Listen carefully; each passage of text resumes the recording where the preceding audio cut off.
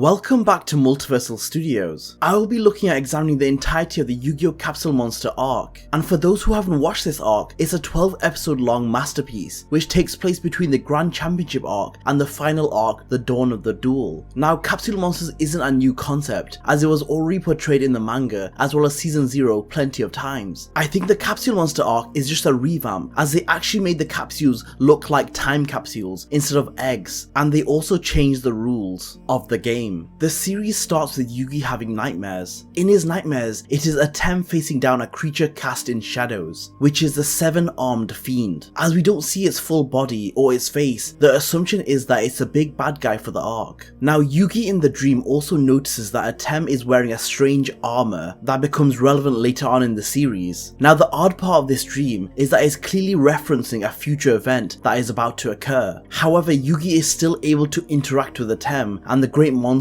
which is rarely the case when it comes to visions of the future. Before the dream ends, the 7-armed fiend references that any questions Yugi has will be answered in a game, which is quite obviously referencing the title of the arc, Capsule Monsters. Now, that's all we get to see. However, Yugi mentions that these are recurring dreams, and when Yugi wakes up, we see the Millennium Puzzle glowing, almost like it's reacting to the dream. So is this potentially a new power the Millennium Puzzle has that we don't know about? But right off the bat, the episode starts in a great way. It leaves us with questions that need to be answered, as well as the introduction of an entirely new villain and what appears to be a new game. Now, later on, Yugi discovers that Grandpa's game shop is closed and that Grandpa still hasn't returned from the secret expedition that he had gone on. Where are you off to? Oh, right. I'm going on a secret expedition. You never told me anything about that.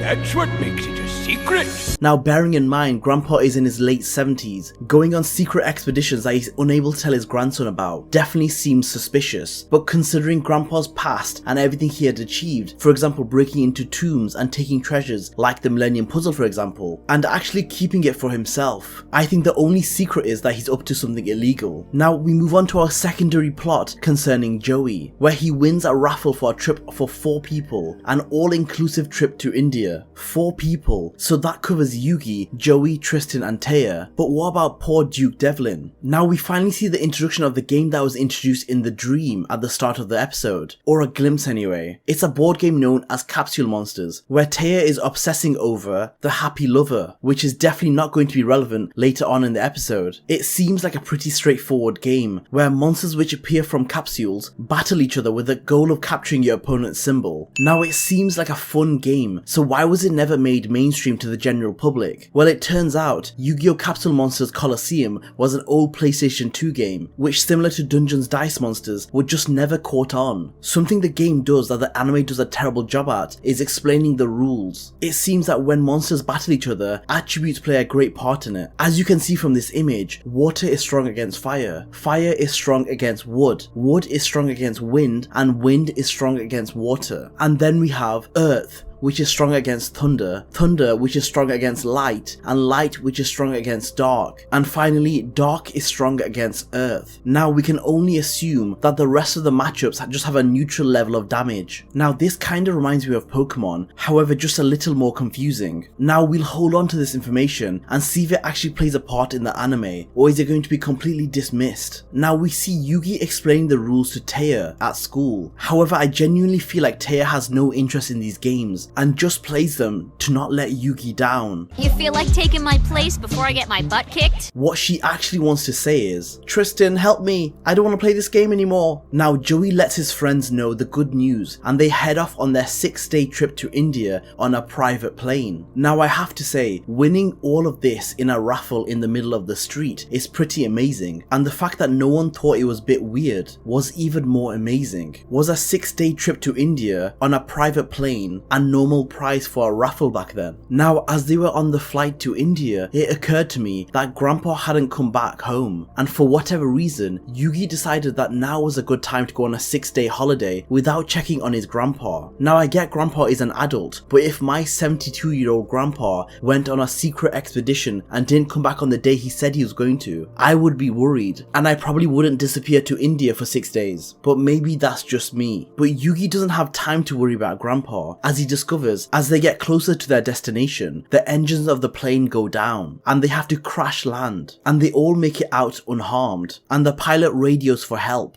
The fact that they are all unharmed is genuinely a miracle, because just look at the state of that plane. Like Jesus, I would be traumatized for life. This plane looks like it went headfirst into a mountain, but that doesn't deter Joey and Tristan from exploring. Well, I don't know about you, but I'm not wasting my free trip waiting for a rescue team. I'm with you, dude, so let's check this place out. Sometimes I feel like Joey and Tristan are robots. They literally crash landed in the middle of nowhere in a plane crash, and they're more worried about not making the most of their vacation and decided to go explore. Like, am I just going insane? However, it gets shrugged off with a classic line from Taya. Oh, right. As if being totally clueless has ever stopped those two knuckleheads before. Now guys, this is why I love Taya, the only person with a flipping brain. So am I the only one who thinks walking aimlessly through an unknown jungle that's probably filled with wild man-eating animals is a bad idea? Now they eventually run into a key person in the story, whose name is Dr. Alex Brisbane. Now this is where things get crazy. It turns out Alex actually knows Grandpa Moto, and it was Alex who Grandpa had gone on a secret expedition with, and he reveals to Yugi that his grandpa had gone missing.